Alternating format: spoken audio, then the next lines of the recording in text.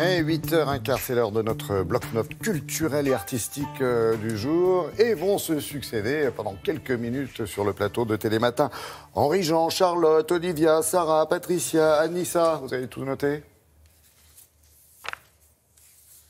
Henri-Jean, ben oui, je croyais qu'il y avait un petit peu de musique et de jingle. Il est déjà passé. On attendait Lully quand même. Tu veux un petit café ? Il y a la silence. Mais non, on attendait Lully quand même, enfin. Alors, moi, quand je fréquente le potager du Dauphin à Meudon, voilà. Henri-Jean, lui, fréquente le potager du roi. Du roi. Chacun a sa place à Versailles. Voilà. Et c'est là où on peut rencontrer les princesses. Vous allez voir une princesse formidable. Alors surtout, c'est que donc, le potager du roi, il est à Versailles. À l'origine, vous savez, à Versailles, il y a la pièce d'eau des Suisses. Enfin, on a creusé un espèce de lac. Et il y avait des marais putrides et puants épouvantables. La terre qu'on a retirée pour faire la pièce d'eau des Suisses, elle a servi à combler les marécages. Et sur ces marécages, Louis XIV, 1683, il a 45 ans, c'est un espèce de roi écolo qui vit avec sa petite entreprise, décide de se créer sa propre légumerie, si j'ose dire, son propre jardin, et ça devient le potager du roi. Il y a des poiriers, il y a des légumes qu'il aime, et donc cet endroit est resté tel quel en l'état, avec des graines qui ont été semées il y a des années, qui ont fait des petits, qui ont fait des petites. Et ce qui était magnifique à voir, c'est que une descendante, une petite fille de Louis XIV, que j'adore, qui est une amie délicieuse et exquise, son Altesse royale, la princesse Tania de Bourbon-Parme, qui descend de Louis XIV en droite ligne par les rois d'Espagne, donc et par les princes de Parme, est venue visiter donc ce potager royal pour y faire un petit pique-nique sympathique. Le petit pique-nique sympathique, en fait, il est dans un endroit qui est classé monument historique. Et cet endroit, vous savez que si vous désirez, si la comtesse Bouteloup, par exemple, ou le baron Bignolas, veulent aller chercher leurs légumes... Baron, ça fait un peu voyou. Non, bébé. Alors, le marquis Bignolas, le marquis Bignolas, veulent récupérer des légumes. Vous avez le droit le lundi, le jeudi et le samedi. Le potager du roi propose à la vente non seulement les légumes du potager du roi, mais propose aussi de la confiture, enfin des choses qui sont faites avec ce qui est fait dans cet endroit. Donc, des produits nobles. Imaginez la chair exquise qui coule entre vos mâchoires, entre vos mandibules. C'est extraordinaire. Et à des prix accessibles. C'est bien, un produit noble à des prix accessibles. Alors, ce jardin avait été créé par Jean-Baptiste de la Quintigny, qui était l'architecte et le directeur général des Jardins du Roi. Pour être franc, c'est une avant-première, mais Philippe Collignon, qui est un peu le nôtre, si j'ose dire, nous y avait amené faire un petit tour il y a quelques années. Le vôtre. Voilà. Donc, je vous emmène au potager du roi, sur les traces de la princesse de Bourbon-Parme, Altesse royale, princesse en avant. SAR. Tania. Ah bah.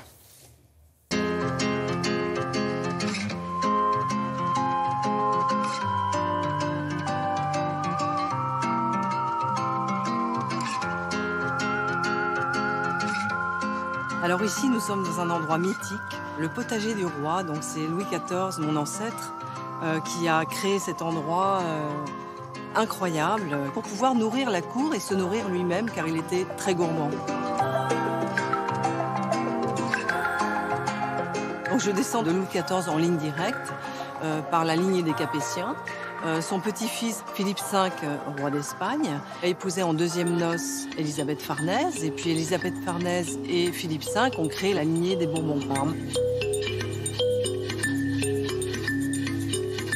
Louis XIV, qui était quelqu'un de très exclusif et qui voulait inventer, qui voulait innover, a voulu créer des pièces d'eau autour du château. Et la terre qui a été enlevée pour créer des pièces d'eau a servi à créer ce potager et à remblayer ce marais qui était un endroit horrible, qui sentait très mauvais. À l'époque, on ne pensait pas que ça allait devenir cet endroit-là. Je crois que Louis XIV, de temps en temps, venait se promener pour voir ce qui se passait, pour voir ce qu'il allait déguster dans son assiette. Donc il a fait pousser des petits pois, des asperges, des poires, des fruits, des légumes un peu incroyables qui allaient directement pour sa consommation personnelle. Il exigeait ce qu'il aimait dans son assiette. Louis XIV refusait la fourchette, il continuait à déguster les mets avec ses doigts, avec son couteau, avec des fourches ou des pics, et comme ça, c'était le roi, il décidait tout.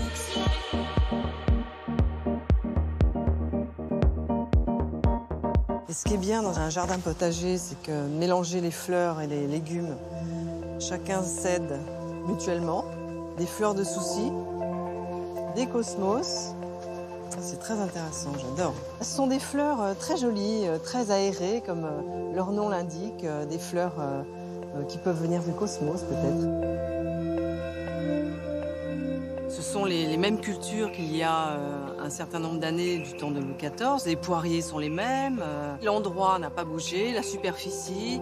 L'idée de Louis XIV est toujours là, Louis XIV est toujours là.